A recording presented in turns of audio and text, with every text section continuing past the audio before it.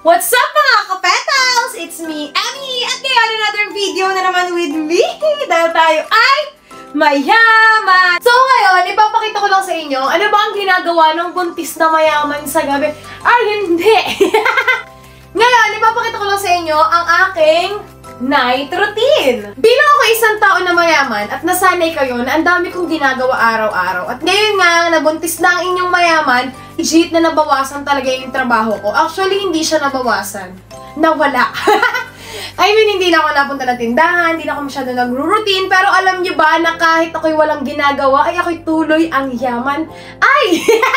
Ngayon, isa-share ko yun sa inyo. Alam kong gusto mong kumita, pero wala kang malaking puhunan, okay lang yan. Kaya ang una mong gagawin na i-download mo si Sitaw. Paano mag-register?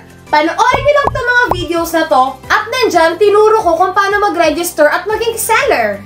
Para nga makapagsimula sa racket natin na to, ang una mo ang gagawin ay syempre ilabas mo tong cellphone at internet. At yun nga, pag seller na nga kayo ni Sitaw, time na para mag-recharge. Ang dami nagtatanong sa akin, mayaman, paano ba mag-research kay Sitaw? So ito na nga, ituturo ko na. O, makinig, huwag 2 MB ha? Ganito ang una niyong gagawin. Siyempre, open Sitaw. Pagkatapos nun, go sa account.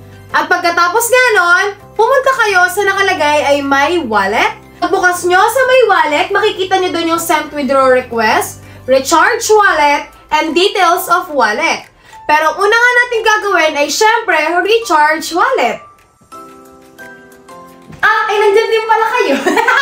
At pagkatapos nyo nga, nabuksan nyo na yung recharge wallet, ang bukas nyo, makikita nyo ay Peso and GCash. Ang Peso nga pala ay online banking, makikita nyo yung options dyan kung anong bangko ang meron kayo. At alam ko naman na hindi lahat may bangko, pero halos lahat ay may GCash. Pwede tayong gumamit ng GCash para sa napakadaling recharge. Lalagay nyo nga lang doon, i-enter nyo yung amount na gusto nyo, then ilalagay nyo yung GCash nyo, at pagkatapos noon, may dadating na OTP and boom! Yun na yun, at pwede na kayo mag-recharge sa wallet nyo. O, diba? Sobrang dali kahit naglilinis ka sa bahay nyo, o nanonood ka lang ng TV, o nakahiga ka lang, ay pwede ka maging seller ni Sitaw. Kaya kung hindi ka pa nagre-register, ano pang ginagawa mo rin yan? Kailan pa tayo yayaman? So, register now! And be a seller. O siya, hanggang dito na lang. Thank you, Lord! Bukas po ulit, ha? At huwag nyo nga kalimutan ang aking referral code!